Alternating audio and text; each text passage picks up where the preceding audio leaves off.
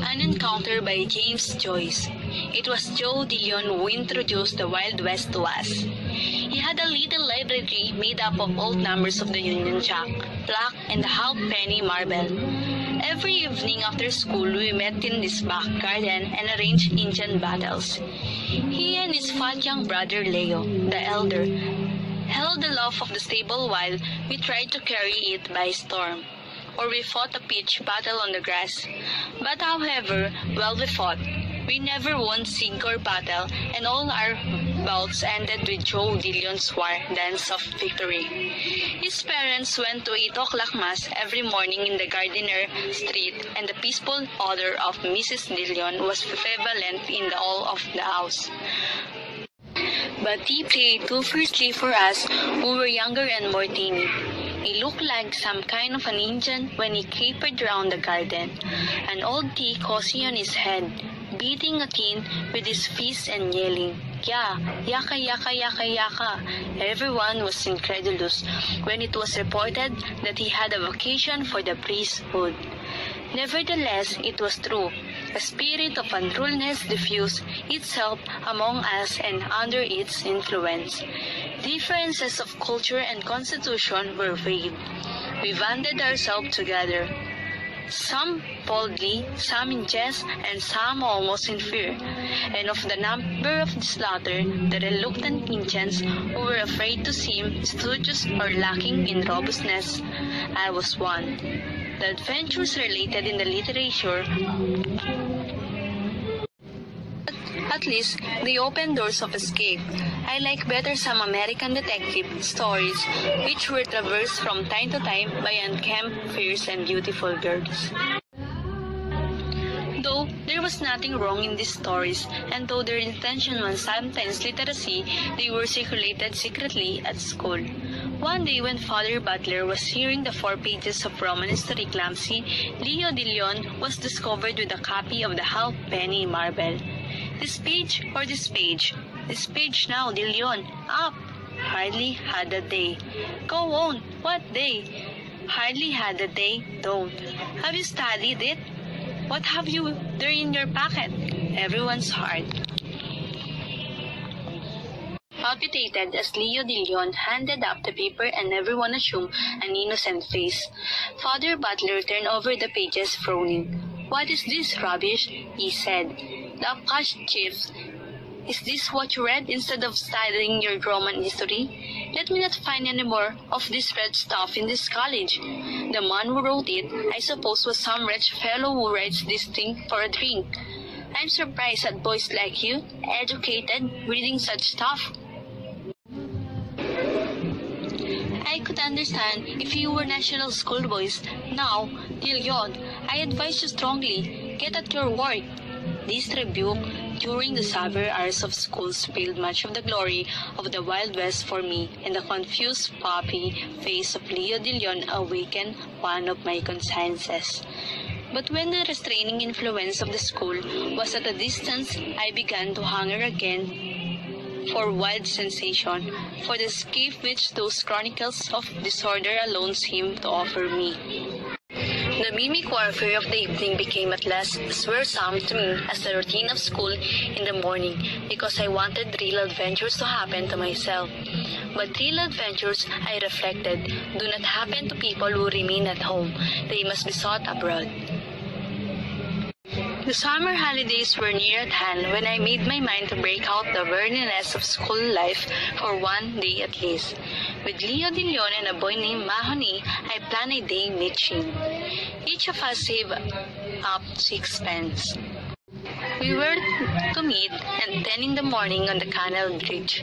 Mahoney's big sister was to write an excuse for him, and Leo de Leon was to tell his brother to say he was sick. We arranged to go along the rough road until we came to the ships, then to cross in the ferry boat and walk out to see the Pigeon House. Leo de Leon was afraid we might meet Father Butler or someone out of the college, but Mahoney asked very sensibly what would Father Butler be doing out at the Pigeon House. We were reassured, and I brought the first stage of the plot to an end by collecting sixpence from the other two, at the same time showing them my own sixpence. When we were making the last arrangement on the eve, we were all vaguely excited. We shook hands laughing, and Mahoney said, "Till tomorrow, mates." The night I slept badly. In the morning, I was first comer to the bridge as I lived nearest. I hid my books in the long grass near the hash pit at the end of the garden where nobody ever came and hurried along the canal bank. It was a mild sunny morning in the first week of June. I sat up on the coping of the bridge, admiring my frail canvas shoes, which I had diligently pipe-cleaned overnight, and watching the docile horses pulling a tramload of business people up the hill. All the branches of the tall trees which lined the mall were gay with little light green leaves, and the sunlight slanted through them on the water. The granite stone of the bridge was beginning to be warm, and I began to pat it with my hands in time to an air in my head. I was very happy. When I had been sitting there for 5 or 10 minutes, I saw Mahoney Gray's suit approaching. He came up the hill smiling and clambered up beside me on the bridge. While we were waiting, he brought out the catapult which built from his inner pocket and explained some improvements which he had made in it. I asked him why he had brought it, and he told me he had brought it to have some gas with the birds. Mahoney used slang freely and spoke of Father Butler as old Panzer. We waited on for a quarter of an hour more, but still there was no sign of Leo de Leon. Mahoney, at last, jumped down and said, "Come along, I knew Fatty Funk kid. Any sixpence?" I said. "That's for fate," said Mahoney, "and so much the better for us, a bob and a tanner instead of a bob." We walked along the North Strand Road till we came to the Vitriol Works, and then turned to the right along the rough road. Mahoney began to play the Indian as soon as we were out of public sight. He chased a crowd of rag girls, brandishing his unloaded catapult, and when 2 rag boys began, out of chivalry, to fling stones at us, he proposed that we should charge them. I objected that the boys were too small, and so we walked on, the rag troops screaming after us, "Swaddlers! Swaddlers!" thinking that we were Protestant, because Mahoney, who was dark complexioned, wore the silver badge of a cricket club in his cap.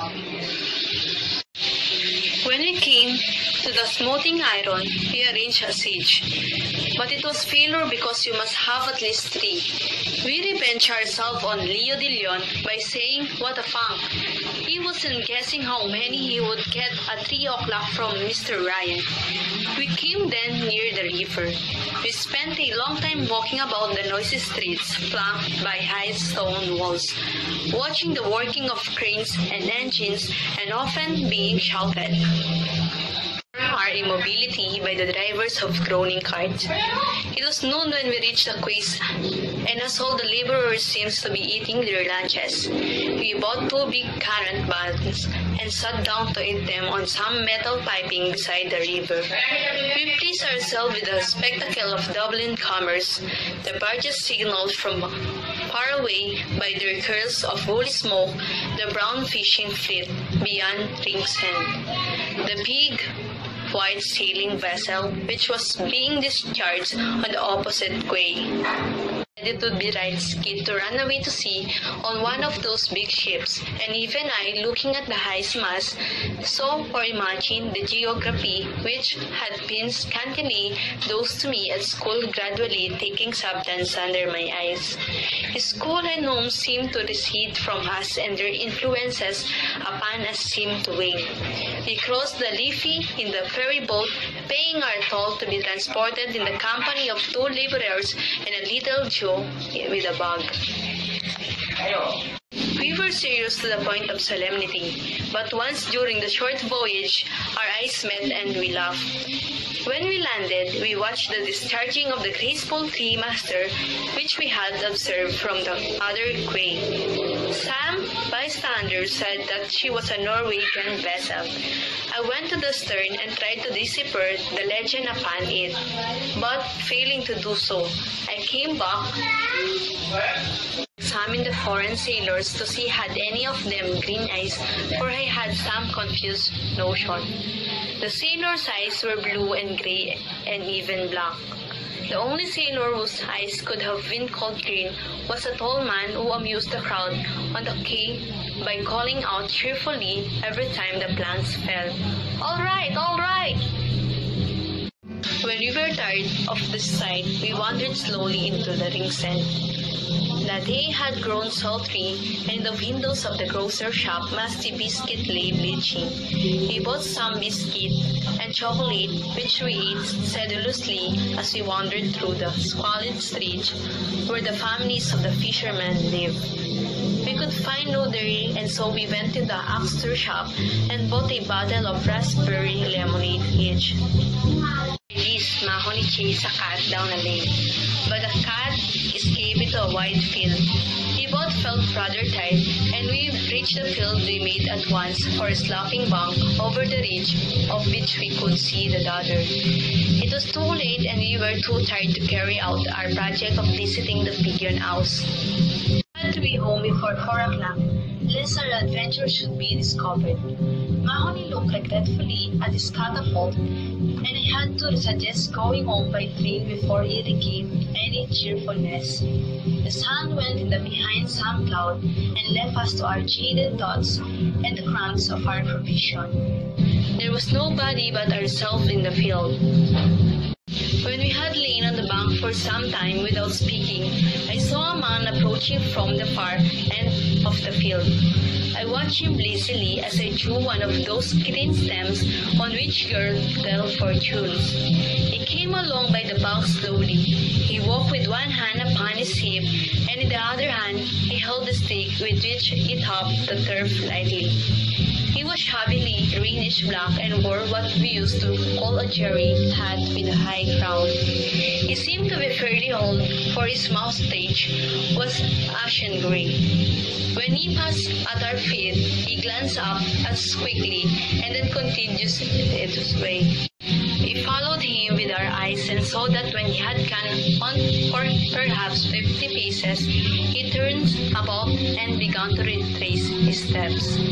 He walked towards us very slowly, always tapping the ground with his stick, so slowly that I thought he was looking for something in the grass. He stopped when we came level with us and bade us good day.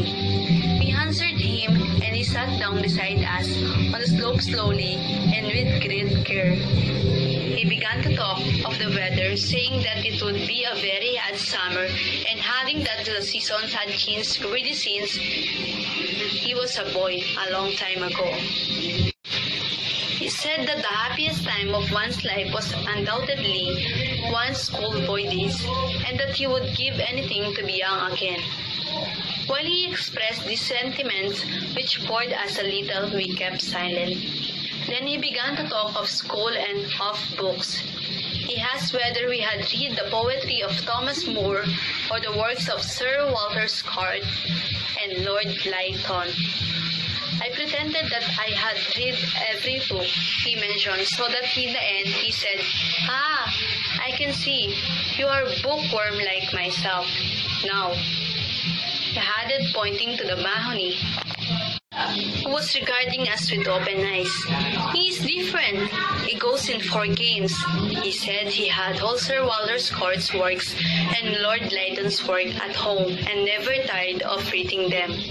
"Of course," he said, "there were some of Lord Lytton's work which boys couldn't read." Mahoney asked why couldn't boys read them, a question which agitated and pained me because I was afraid the man would think was as stupid as Mahoney.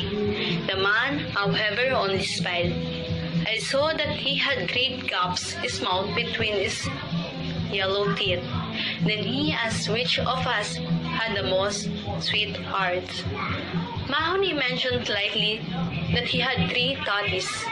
The man asked me how many I had. I answered that I had none. He did not believe me and said he was sure I must have one. I was silent. "Tell us," said Mahoney pertly to the man. "How many have you yourself?" The man smiled as before and said that when he was our age, he had lots of sweethearts. "Every boy," he said, "has a little sweetheart." His attitude on this point struck me as strangely liberal in a man of his age. In my heart, I thought that what he said about boys and sweethearts was reasonable. But I disliked the words in his mouth, and I wondered why he shivered once or twice, as if he feared something or felt a sudden chill. As he proceeded, I noticed that his accent was good. He began to speak to us about girls, saying what nice soft air they had and how soft their hands were. And how all girls were not so good as they seemed to be if one only knew. There was nothing he liked, he said, so much as looking as a nice young girl, at her nice white hands and her beautiful soft air. He gave me the impression that he was repeating something which he had learned by heart of that, magnetized by some words of his own speech. His mind was slowly circling round and round in the same orbit. He spoke as if he were simply alluding to some fact that everybody knew. And at times, he lowered his voice and spoke mysteriously as if he were telling us something secret which he did not wish others to overhear. He repeated these phrases over and over again, varying them and surrounding them with his monotonous voice. I continued to gaze towards the foot of the slope, listening to him. After a long while, his monologue paused. He stood up slowly, saying that he had to leave us for a minute or so, a few minutes, and without changing the direction of my gaze. I saw him walking slowly away from us towards the rear end of the field. We remained silent when he had gone. After a silence of a few minutes, I heard Mahoney exclaim, "I say, look, what is doing?" As I neither answered nor raised my eyes, Mahoney exclaimed again, "I say, he's a queer old joser. In case he has asked for our names," I said. "Let you be Murphy and I'll be Smith." We said nothing further to each other. I was still considering whether I would go away or not when the man came back and sat down beside us again.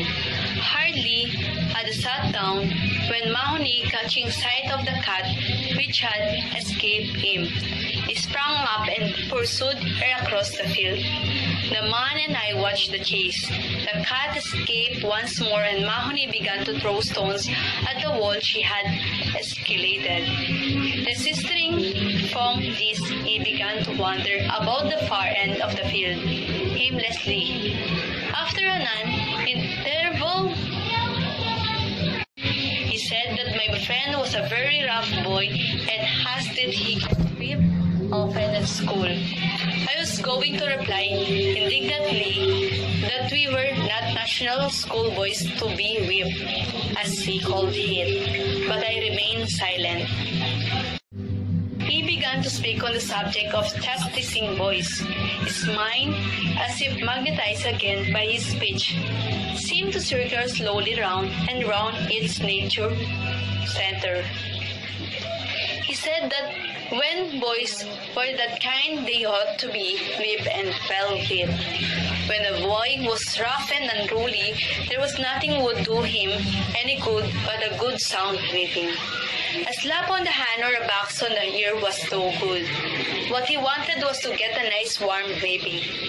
I was surprised at this sentiment and involuntarily glanced up at his face. As I did so, I met the gaze of a pair of bottle green eyes peering at me from under a twitching forehead.